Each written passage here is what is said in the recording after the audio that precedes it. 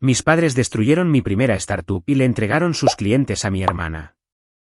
Pero cuando mi imperio de ciberseguridad de $940 millones llegó a los titulares, mi madre me envió un mensaje de texto: cena familiar. Sin excusas.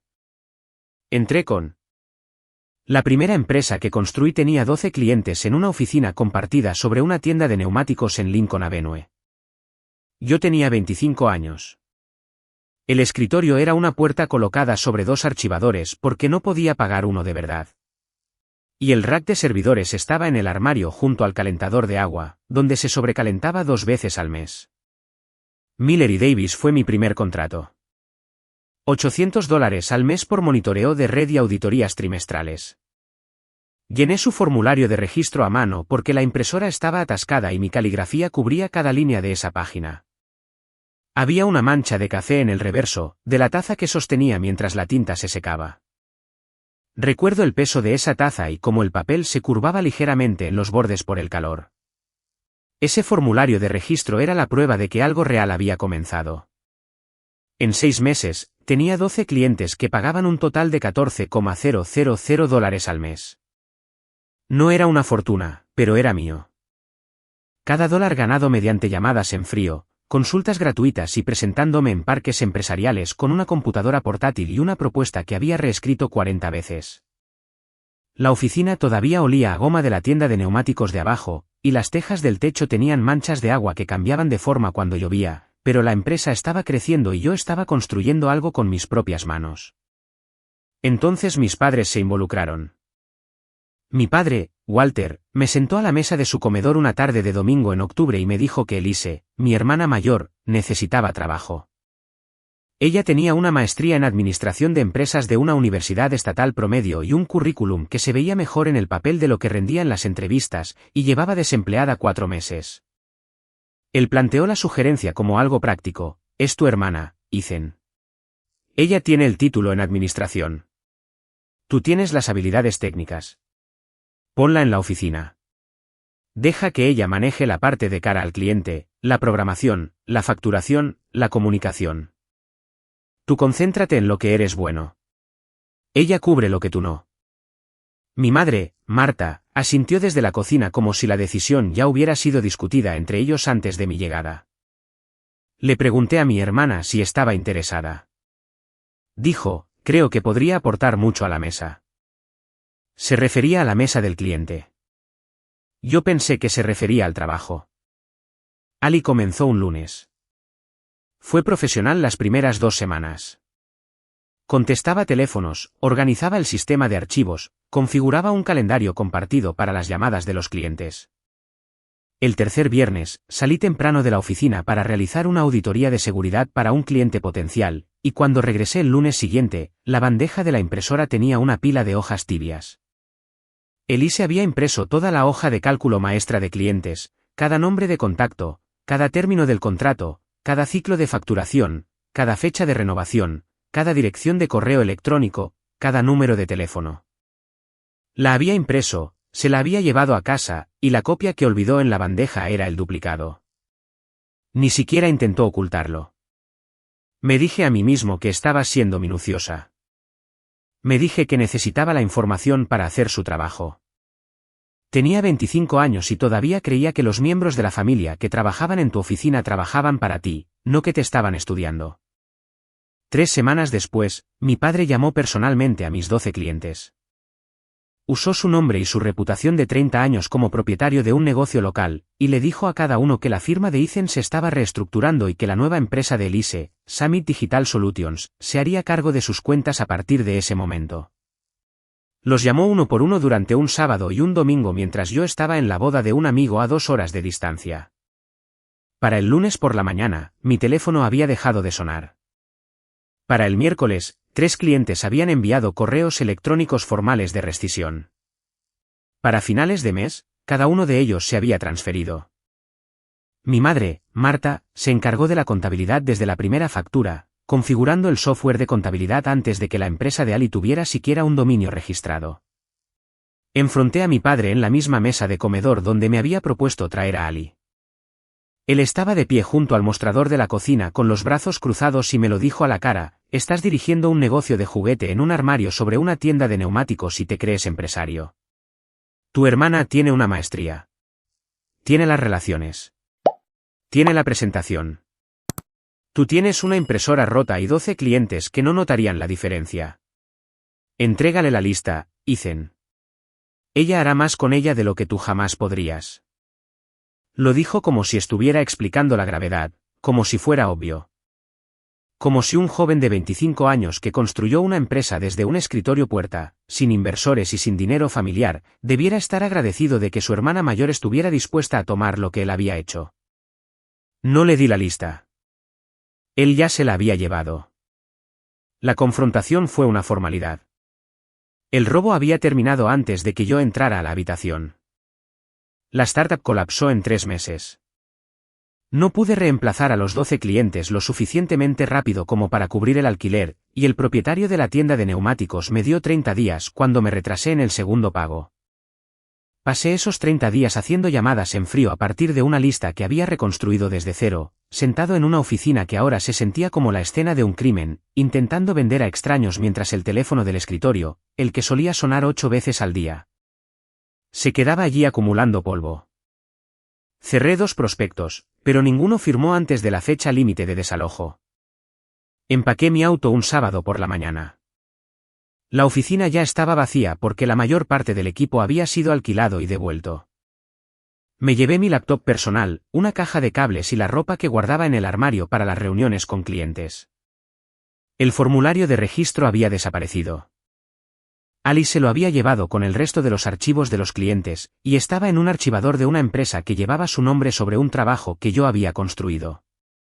Cerré la puerta con llave, le dejé la llave al dueño de la tienda de neumáticos y conduje 4 horas hacia una ciudad donde no conocía a nadie. Porque quedarme en una ciudad donde el nombre de mi padre estaba en boca de cada cliente que había perdido no era algo que pudiera sobrevivir. Debí haberlos cortado en ese momento. Lo sé. Pero tenía 25 años, estaba en la quiebra y empezando de nuevo. Y la ira aún no se había transformado en claridad. Todavía era solo dolor. Y el dolor no te da un plan. Te da distancia. Así que tomé la distancia y esperé sin saber qué estaba esperando, hasta que el plan llegó por sí solo. Empecé de nuevo. Conseguí un trabajo por contrato en un proveedor de servicios gestionados haciendo monitoreo de redes por $12 la hora, lo cual era menos de lo que algunos de mis antiguos clientes me pagaban por hora como consultor. Ahorré durante 11 meses durmiendo en un estudio con un radiador que hacía ruido cada 20 minutos y una ventana que daba a un estacionamiento. Registré una nueva empresa, Grayson Cybersecurity, y comencé a hacer llamadas en frío nuevamente desde una mesa plegable con una laptop y una propuesta que había reescrito tantas veces que la línea de apertura se sentía como memoria muscular. El primer año, firmé con 4 clientes. El segundo año, firmé con 9 más y contraté a mi primer empleado, un analista a tiempo parcial que trabajaba desde su departamento. Para el año 3, tenía una oficina real, un equipo de 6 personas y un contrato con un sistema de hospitales regionales que duplicó mis ingresos de la noche a la mañana.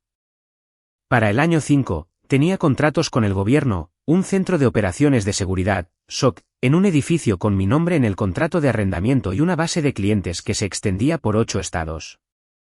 Para el año 7, cuando una firma nacional de ciberseguridad hizo una oferta de adquisición, yo tenía 94 empleados, operaciones en 12 estados e ingresos anuales que a mi padre le habría tomado 3 vidas igualar.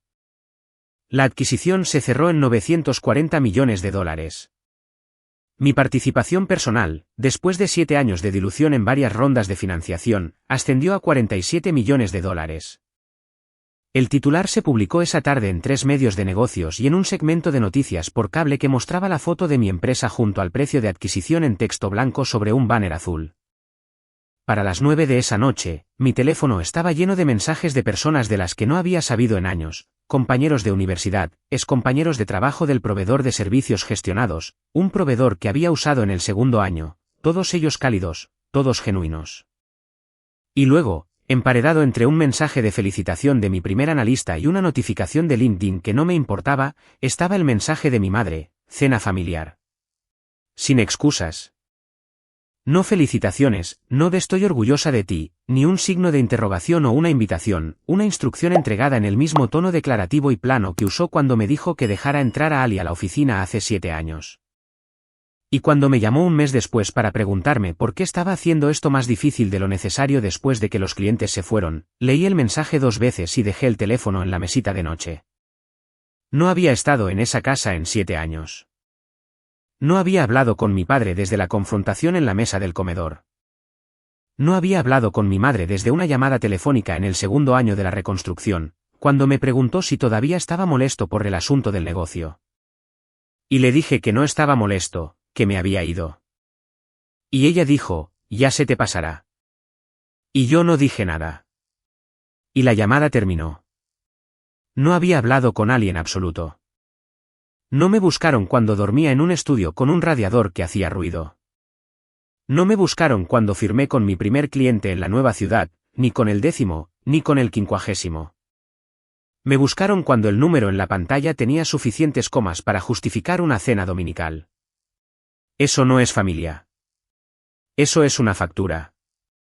Pero iba a ir porque tenía algo que llevar. Casi no respondo a su mensaje. Mi pulgar flotó sobre el botón de eliminar durante 10 segundos completos. Luego lo volví a leer. Sin excusas. No escribió cuando tengas tiempo o, si quieres. Lo escribió como una citación. La misma mujer que vio a mi padre desmantelar mi empresa y luego organizar los libros contables para el reemplazo tenía la confianza de enviarme una orden. Esa confianza me dijo algo. Ella todavía pensaba que la vieja versión de mí seguía operativa. Necesito retroceder 3 años para explicar lo que pasó después. Cuando mi empresa estaba en su 5º año, recibí una llamada telefónica de un hombre llamado Clifton Pierce. Clifton tenía 62 años, era dueño de una pequeña firma de consultoría en ciberseguridad y había sido el compañero de golf de mi padre durante más de una década.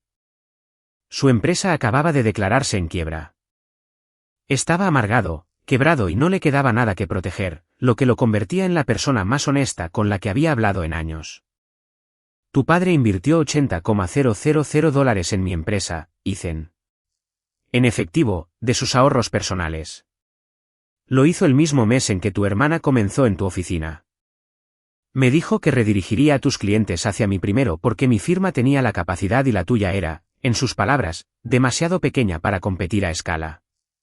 3 de tus 12 clientes llegaron a través de mi firma.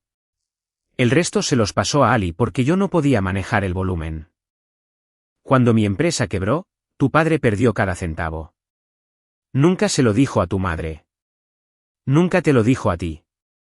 Y nunca me volvió a llamar después de la declaración de quiebra.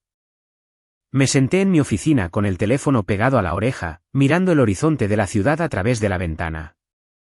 Y no hablé durante mucho tiempo. Clifton esperó. No llamaba para ayudarme. Llamaba porque la amargura necesita audiencia, y yo era la única persona que entendería exactamente lo que habían costado los $80,000 de Walter. ¿Por qué me cuentas esto? Porque lo perdí todo y tu padre se marchó como si nunca hubiera estado involucrado. Puso $80,000 en mi empresa, se llevó a tus clientes para alimentarla, cuando todo se derrumbó, fingió que nunca estuvo allí. Quiero que alguien sepa qué tipo de hombre es. Y me imaginé que tú ya tenías una idea bastante clara. Le di las gracias. Colgué. Me quedé con esa información durante 6 días antes de contársela a nadie, dándole vueltas en mi cabeza como una piedra que no podía soltar. Mi padre no había destruido mi empresa por amor a Ali o por fe en su maestría. La había destruido para proteger una inversión financiera personal en un competidor. Ali fue el excedente. El discurso sobre la tienda de neumáticos y la impresora rota fue una actuación diseñada para hacer que el interés financiero propio pareciera sabiduría paternal. Y la inversión no devolvió nada. Luego se lo conté a Nolan. Nolan Ross era mi director de operaciones, Co. Nos conocimos 4 años después de la reconstrucción, cuando él trabajaba de forma independiente haciendo auditorías de ciberseguridad y lo contraté para un contrato de 3 meses que se convirtió en una posición permanente porque era mejor en el trabajo que cualquiera que hubiera entrevistado. Antes o después. Tenía 30 años, Era preciso y la única persona en mi vida profesional que conocía la historia completa de la primera empresa porque había hecho las preguntas correctas durante su primera semana y yo había confiado en él lo suficiente como para responder sin filtros. Cuando le conté a Nolan sobre la llamada de Clifton, se sentó frente a mí en la sala de conferencias durante 2 minutos completos sin hablar. Estaba leyendo mi rostro de la misma manera que leía los registros de red, buscando el patrón detrás de los datos. Así que nunca se trató de Ali. Se trató de $80,000. Y Ali fue el equipo de limpieza. Se quedó con los clientes que Clifton no pudo manejar, los 9 sobrantes. Nolan se echó hacia atrás. Golpeó su bolígrafo contra la mesa una vez. La empresa de tu hermana, Summit Digital Solutions. Sus ingresos han estado disminuyendo durante 18 meses. He visto sus números de retención de clientes en los informes de la industria. Están perdiendo cuentas cada trimestre. Yo sabía que la firma de Ali había alcanzado un máximo de aproximadamente $2 millones al año en ingresos alrededor del año 4 y había estado cayendo desde entonces. Los clientes que había robado estaban llegando al final de sus contratos originales, y sin la infraestructura técnica que yo había integrado en los paquetes de servicios, el producto se había debilitado hasta convertirse en algo genérico. Ella funcionaba a base de recomendaciones y las presentaciones de su padre, y ambas fuentes se estaban agotando. Podrías adquirirla, dijo Nolan. No respondí de inmediato. La idea había estado rondando en mi cabeza desde la llamada de Clifton, pero no la había dejado avanzar porque no estaba seguro de si era estrategia o despecho. Nolan me observó reflexionar. A través de una entidad holding. Ella no sabría quién es el comprador. Una estructura estándar de vehículo de propósito especial, SPV, limpia, legal. Tu equipo de fusiones y adquisiciones se encarga del papeleo. Ella firma. Recibe un pago al valor justo de mercado. Y cada cliente que te quitó regresa a la empresa de la que fue robado. Se enterará tarde o temprano. Se enterará cuando tú quieras que se entere. Ese es el punto. Eso fue lo que hicimos. 3 semanas antes del titular de los $940 millones, mi equipo de fusiones y adquisiciones estructuró la adquisición a través de una entidad holding registrada bajo un nombre que no tenía ninguna conexión visible conmigo. Ali recibió una carta de oferta de lo que parecía ser un grupo de inversión de mercado medio que consolidaba firmas regionales de ciberseguridad. La oferta fue de $2.1 millones, el valor justo de mercado para una empresa con ingresos en declive y contratos envejecidos. El abogado de Ali revisó los términos. Su contador revisó los términos. Todo estaba limpio porque era limpio. No había engaño en el papeleo. Lo único que Ali no sabía era el nombre de la persona detrás de la entidad holding. Y no preguntó por qué el cheque era real, la empresa estaba luchando y ella necesitaba la salida. Firmó un martes por la tarde en la sala de conferencias de la oficina de su abogado. Para el miércoles, el papeleo de transición se presentó ante el Estado. Para el jueves por la tarde, cada cliente que había sido robado de mi primera empresa hace 7 años estaba de vuelta bajo un techo con mi nombre. Las 12 cuentas se habían reducido a 8 con los años, ya que algunas empresas cerraron o cambiaron de proveedor. Pero los que quedaban eran los originales. Eran míos antes de ser de cualquier otro. 3 días después del titular, conduje hasta la oficina de Ali. Mi oficina ahora. El estacionamiento del centro comercial estaba medio vacío, y el letrero en la puerta de vidrio todavía decía Summit Digital Solutions en letras azul oscuro que empezaban a despegarse en los bordes. Yo tenía la llave. El recepcionista aún no había llegado. El pasillo olía a limpiador de alfombras comercial y café viejo, y la luz fluorescente sobre la cocina zumbaba a una frecuencia que podía sentir detrás de los ojos. El personal había sido notificado de la adquisición, pero no de la identidad del comprador. Pasé por delante del mostrador de recepción y bajé por un corto pasillo hasta la oficina trasera donde Ali trabajó durante 7 años. Los 2 empleados que ya estaban allí me miraron como a un extraño con una llave, que es exactamente lo que era. El escritorio de Ali estaba limpio, excepto por una pequeña suculenta en una maceta blanca y una foto enmarcada de ella y nuestros padres en algún evento al que yo no había sido invitado. Su computadora estaba apagada. El archivador estaba contra la pared, de metal gris, con 3 cajones abollados en el lado izquierdo donde alguien lo había pateado o golpeado con algo pesado a lo largo de los años. Abrí el tercer cajón. Había una carpeta etiquetada, clientes originales, con una caligrafía que no era mía. La caligrafía de Ali.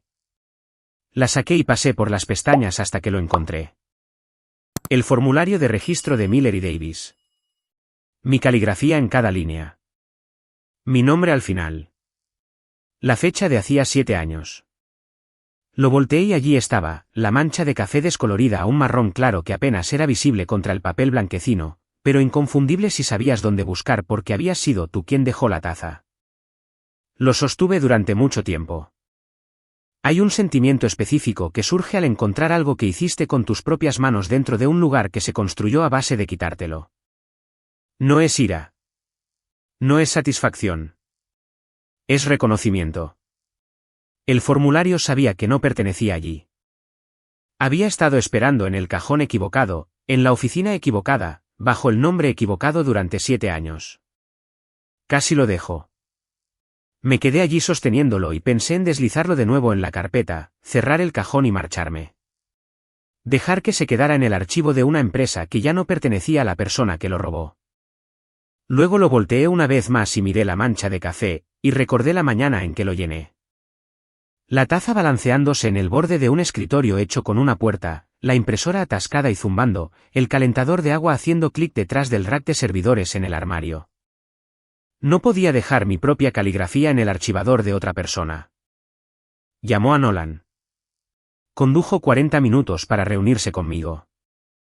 Cuando llegó, yo estaba sentado en el escritorio de Ali sosteniendo el formulario. Lo miró, leyó la fecha, leyó el nombre del cliente y puso su mano en mi hombro durante 3 segundos. Vamos a enmarcar eso. No dijo nada más. No fue necesario. Puse el formulario en una carpeta manila junto con los papeles de la adquisición, sellé el sobre y lo dejé en el asiento del copiloto de mi auto. La cena fue en 4 días. Día 7, el comedor de los Grayson. No había estado dentro de esta casa en 7 años. La luz del porche era la misma lámpara que mi padre instaló cuando yo estaba en la escuela secundaria, una lámpara de carruaje de latón que había sido pintada por encima 2 veces. Los escalones delanteros habían sido remodelados. El buzón era nuevo.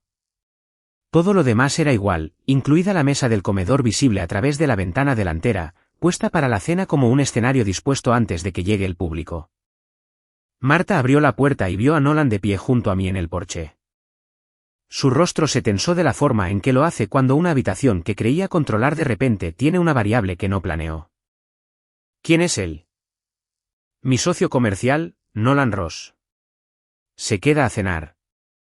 No discutió, pero sus ojos se dirigieron a la carpeta manila bajo mi brazo y se quedaron allí medio segundo más de lo normal. Dijo que pondría otro cubierto. Walter ya estaba en la mesa, en su silla habitual en la cabecera, y se levantó cuando entré y extendió la mano como si nos encontráramos en un evento de negocios, como si los últimos 7 años de silencio hubieran sido un problema de agenda en lugar de una consecuencia. Le di la mano porque negarme habría establecido el tono equivocado para lo que tenía planeado. Ali estaba en el umbral de la cocina sosteniendo una copa de vino tinto y me sonrió con la calidez específica de una persona que se ha convencido a sí misma de que el tiempo cura las cosas por las que nunca se disculpó. Ethan, es bueno verte. Marta sirvió pollo asado con papas y ejotes, la misma comida que solía preparar los domingos cuando yo era un adolescente y la familia todavía funcionaba como tal. Walter sirvió vino. Nolan se sentó a mi lado y no dijo nada, leyendo la habitación de la misma manera que leía un entorno de seguridad, catalogando salidas y vulnerabilidades. La charla trivial duró unos 12 minutos. Marta preguntó por la adquisición. Walter preguntó sobre la estructura de la empresa, el tamaño del equipo, la base de clientes, y cada pregunta llevaba el trasfondo de un hombre que estaba midiendo algo de lo que quería una parte. Luego se recostó en su silla, con la copa de vino en la mano, y pronunció lo que claramente creía que era un tributo generoso. 940 millones. Nada mal para un chico que empezó sobre una tienda de neumáticos. Lo dijo como un brindis.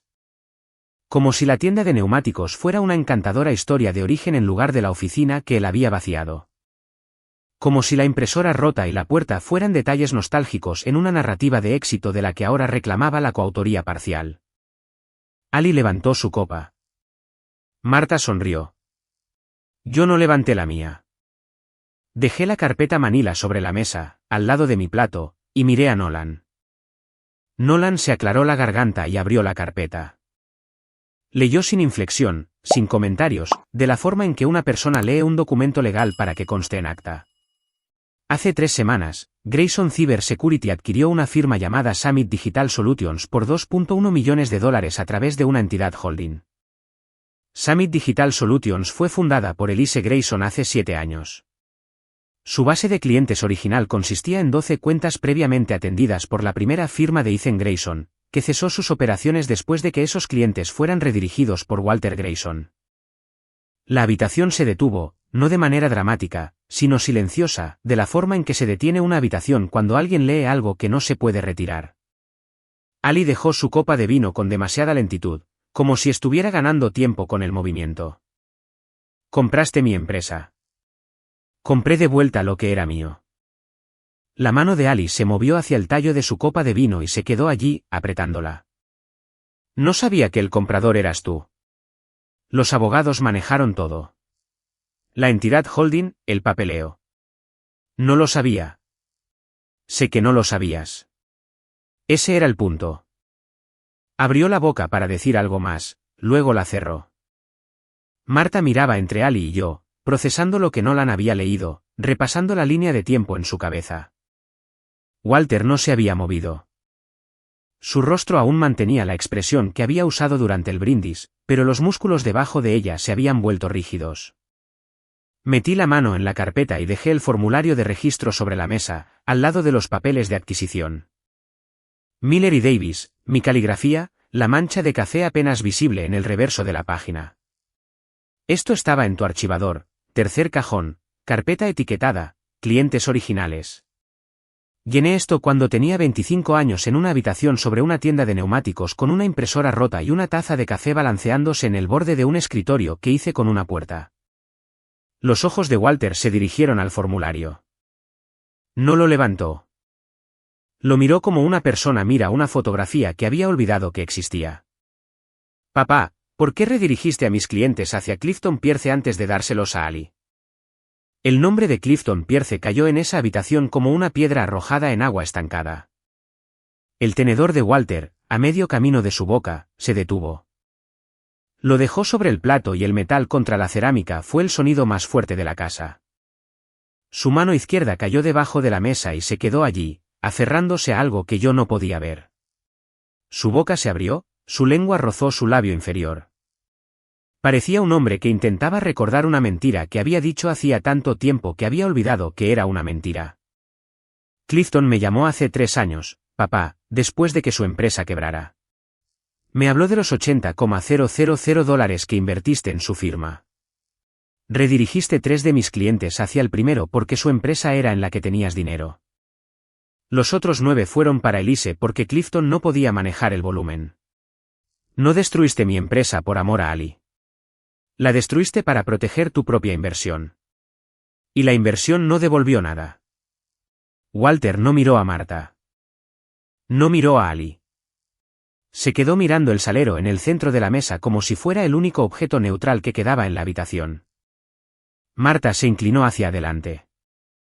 Su voz cambió al tono que usaba cuando creía que era la persona razonable de la sala. Ni siquiera pudiste conservar una docena de clientes cuando tenías 25 años. Necesitabas a tu hermana y a eso lo llamas robar. Si esos clientes hubieran querido quedarse contigo, se habrían quedado.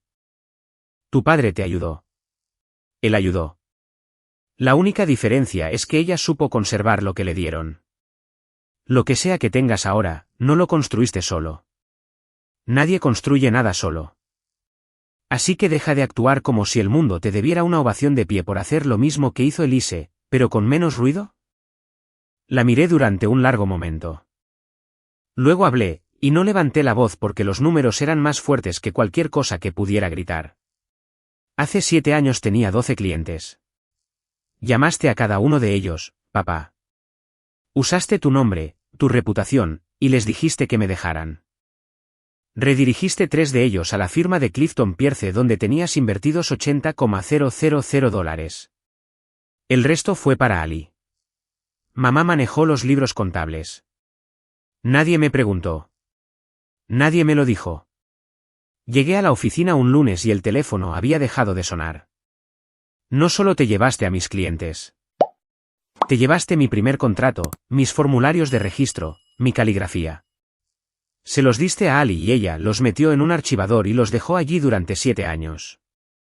Y cuando construí algo de la nada, cuando empecé de nuevo en una ciudad donde no conocía a nadie, cuando trabajé durante 7 años hasta que la empresa valió $940 millones, lo primero que me envió mamá no fue felicidades. Fue cena familiar. Sin excusas. No tuviste excusas cuando desmantelaste mi empresa. Yo no necesito tu cena. La copa de agua de Ali se ladeó en su mano. La atrapó, pero una línea de agua corrió por el costado sobre el mantel, en una delgada franja que se extendió por la tela. Walter intentó recuperar el control de la habitación. Estos son negocios, Ethan. Lo estás haciendo personal. Lo llamaste un negocio de juguete. Me llamaste chico con una impresora rota. Me dijiste que ella haría más con mis clientes de lo que yo jamás podría. Eso fue personal el día que lo dijiste. Marta abrió la boca para responder, pero yo no había terminado. Mamá, dijiste que nadie construye nada solo. Tienes razón sobre la primera empresa. Papá contribuyó. Contribuyó con las llamadas telefónicas que la mataron.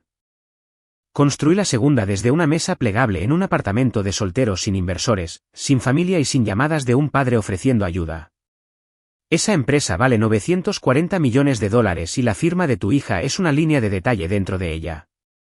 Los miré a Walter, luego a Marta y después a Ali. Le diste 12 clientes y ella construyó una empresa de $2 millones. Yo empecé con 0 y construí una que vale 940 millones. Compré la suya hace 3 semanas. Nadie habló. Nolan cerró la carpeta en silencio. Ali miraba el formulario de registro sobre la mesa, la caligrafía que no era suya, el contrato de un cliente al que había estado atendiendo durante 7 años sin habérselo ganado nunca. La empresa de Ali es una subsidiaria de la mía ahora. Sus clientes, mis clientes de hace 7 años, reportan a mi equipo de infraestructura. Los $80,000 que papá perdió en la firma de Clifton se han ido. No voy a reemplazarlos. No voy a financiar nada en esta casa. Y la próxima vez que quieran una cena familiar, recuerden que la última vez que me invitaron a esta mesa fue para entregar mi lista de clientes. Esta mesa ya me ha costado bastante. Recogí el formulario de registro y lo deslicé de nuevo en la carpeta. Nolan se puso de pie. Empujé mi silla hacia atrás y caminamos juntos hacia la puerta principal. Marta se quedó sentada con las manos en el regazo, inmóvil. Walter no se había movido desde que pronuncié el nombre de Clifton. Ali miraba fijamente la línea húmeda en el mantel donde se había derramado su agua, trazando el borde con la uña, como si intentara encontrar dónde terminaba la línea. Regresamos en el auto de Nolan. La autopista estaba vacía y las luces de la calle pasaban sobre el parabrisas en franjas naranjas. Ninguno de los dos habló durante los primeros 20 minutos. Yo pensaba en el rostro de Walter cuando pronuncié el nombre de Clifton. La forma en que el color abandonó primero su mandíbula y luego su frente. La forma en que su mano desapareció debajo de la mesa como si se estuviera sosteniendo en su lugar. Casi me hablando cuando vi su rostro en esa mesa. Se veía viejo de una manera que no había notado antes, más pequeño en su silla que el hombre que había estado de pie junto al mostrador de la cocina hace 7 años llamando a mi empresa un negocio de juguete. La luz del comedor hacía que las líneas alrededor de sus ojos parecieran más profundas de lo que probablemente eran. Y por medio segundo, sentí algo cercano a la culpa. Pero luego pensé en la tienda de neumáticos, en el escritorio puerta y en las 12 llamadas telefónicas que hizo durante un fin de semana para borrar todo lo que yo había construido para que su apuesta de $80,000 no tuviera competencia. Él no se ablandó cuando levantó el teléfono. Yo no le debía suavidad cuando levanté la carpeta. Nolan rompió el silencio. La renovación de Miller y Davis vence el próximo trimestre. Opción de 3 años. Envía el papeleo ya redactado. Asentí con la cabeza. El primer cliente regresó. El primero siempre es el que más importa. 11 días después de la cena, Marta llamó. Era un miércoles por la noche. Yo estaba en la oficina terminando un informe de transición. Su voz era tranquila y mesurada. El tipo de calma deliberada que una persona practica frente al espejo o en el auto con las ventanas cerradas antes de marcar. Había preparado esto. Cada palabra estaba en su lugar. Cuando tu abuela murió, tú fuiste quien me tomó de la mano en el funeral. Tenías 15 años. Tu hermana se quedó atrás. Sostuviste mi mano durante 2 horas. Ese eres tú, Ethan. Tú eres el que no suelta. Por favor, no sueltes a esta familia. Lo entregó como un argumento de cierre. La abuela, el funeral, el chico de 15 años. Me estaba pidiendo que fuera la versión de mí mismo que se sacrificaba por personas que no sacrificaban nada por él.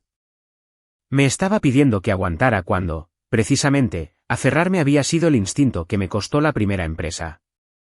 Sostuve tu mano porque nadie me dijo que no lo hiciera. Tú debiste sostener la mía cuando papá se llevó mi empresa. Colgué.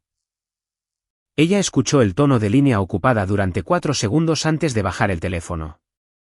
Lo sé porque Nolan estaba en la habitación cuando hice la llamada y me quedé allí sosteniendo el teléfono durante 4 segundos yo mismo antes de dejarlo sobre el escritorio. Nolan no hizo comentarios. Recogió su café y regresó a su oficina. Hay cosas que no necesitan análisis. Solo necesitan un testigo. En el día 21, la socia administradora de Miller y Davis llamó a Ali. Su nombre era Diana y había sido el contacto principal de Ali durante 7 años. Había firmado el papeleo de transición original cuando Walter redirigió la cuenta y se había quedado con Summit Digital a través de cada ciclo de renovación sin cuestionar nunca el origen de la relación. Ahora tenía preguntas. Acabo de recibir el papeleo de transición de Grayson Cyber Security, la empresa que adquirió tu firma. Ali, el nombre del fundador es Ethan Grayson. Tu hermano. El mismo Ethan cuyo nombre está en nuestro formulario de registro original de hace 7 años. Tengo el formulario frente a mí en este momento. Su caligrafía. ¿Fuimos sus clientes primero? Ali no pudo negarlo. El formulario de registro tenía mi caligrafía en cada línea. El contrato precedía a Summit Digital por 3 meses. Diana ya sabía la respuesta antes de marcar. Llamaba para hacer que Ali lo dijera en voz alta. Nos vamos a quedar con la nueva estructura, pero necesitaba escucharte decirlo. Diana colgó.